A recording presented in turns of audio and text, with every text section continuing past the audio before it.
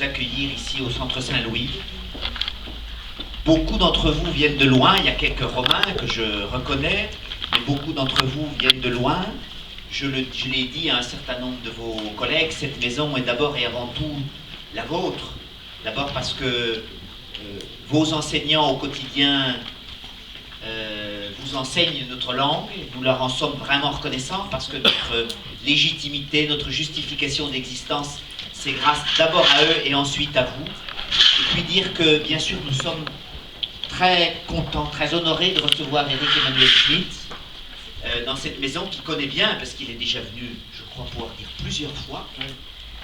Et donc nous l'accueillons à l'occasion de ce choix que vous avez fait, qui vous sera donné dans quelques heures, si je ne m'abuse.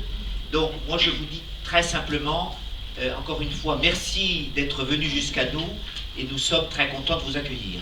Je vous passe bien volontiers la parole. Merci, monsieur le directeur. Merci de nous accueillir en ce lieu.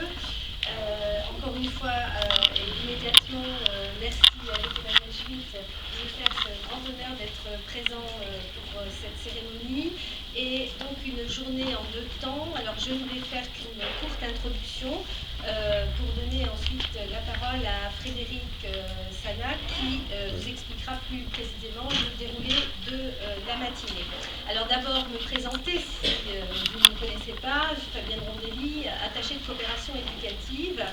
Et ça veut dire quoi? Cela veut dire que je pilote toute la coopération entre la France et l'Italie au niveau des écoles et grâce aussi à une équipe qui travaille sur le terrain et que vous avez rencontré en particulier pour la liste pour le choix de l'Italie, puisqu'il y a une équipe de 5 attachés pour le français. Donc un attaché qui est en poste à Milan, Claudie Pion, un attaché à Florence qui est Florence Bonan, un attaché à Rome, donc Frédéric Sana, un attaché à Naples, Christophe Chiliot, et une attachée de coopération à Palerme, qui est Ileana Guzman. Donc, qui travaille avec vous, professeur, sur l'ensemble de la proposition de formation ESABAC, mais également, donc, peut-être certains élèves les ont rencontrés également sur la préparation de cette journée. Donc, nous ouvrons aujourd'hui la 3e édition de la liste Goncourt, le choix de l'Italie.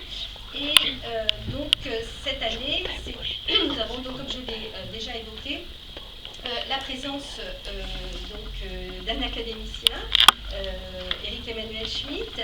Et cette opération, je voudrais également préciser qu'elle se réalise avec un autre service que le service éducatif, qui est justement le service du livre.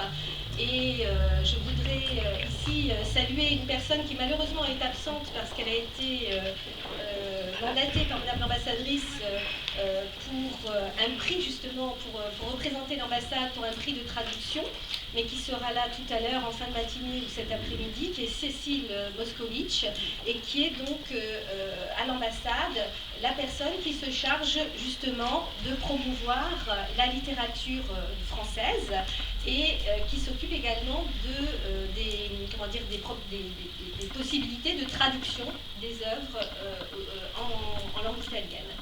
Voilà, mais également de la promotion d'éditeurs italiens qui se préoccupent de la francophonie. Alors, simplement rappeler pourquoi vous êtes là, vous, élèves ESABAC. La liste Goncourt existe dans des instituts français ailleurs dans le monde, mais l'Italie est le seul pays qui offre donc cette expérience à des lycéens.